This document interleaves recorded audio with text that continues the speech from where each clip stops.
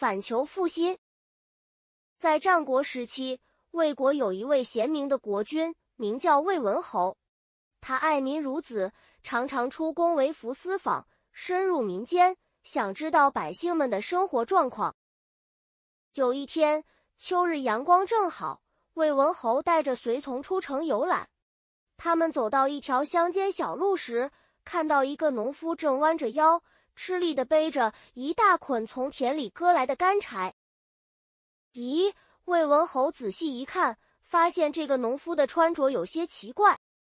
他穿一件暖和的羊皮袄，在那个年代，皮衣是非常保暖且贵重的衣物。然而，他却把这件皮衣反过来穿了。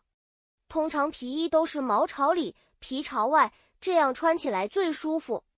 但他却把光滑的皮面贴着身体，而将厚厚的羊毛露在外面，还被沉重的柴捆紧紧地压住。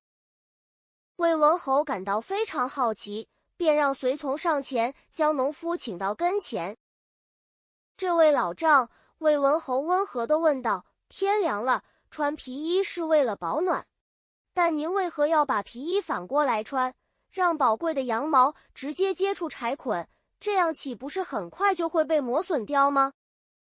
农夫放下肩上的柴捆，苦笑着回答，大王有所不知，小人是爱惜这皮衣上的毛啊。毛在外面，若不慎被树枝或荆棘勾到，就可能被扯下一大块。现在我将毛藏在里面，皮在外面挡着，这样就能避免羊毛被不必要的损伤了。魏文侯听了，带着一丝感慨。老丈，您只知其一，不知其二啊。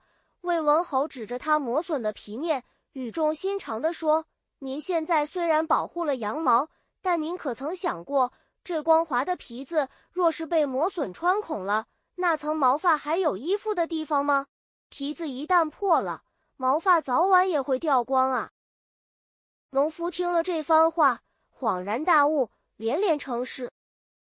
魏文侯回宫后，常常将这个反求复兴的故事讲给身边的臣子听。他以此比喻为政之道，语重心长地告诫大臣们，我们治理国家就像穿皮衣一样，皮子就如同天下百姓的安危，而羊毛则如同国家的财富和税收。如果我们只知道一味地增加财富，却不顾百姓的死活，沉重的赋税最终会让百姓们民不聊生。百姓一旦离散了，国家的财富又怎能长久保存呢？这就是反求复兴的故事，比喻本末倒置，也劝诫为政者因爱惜民利，不可因小失大。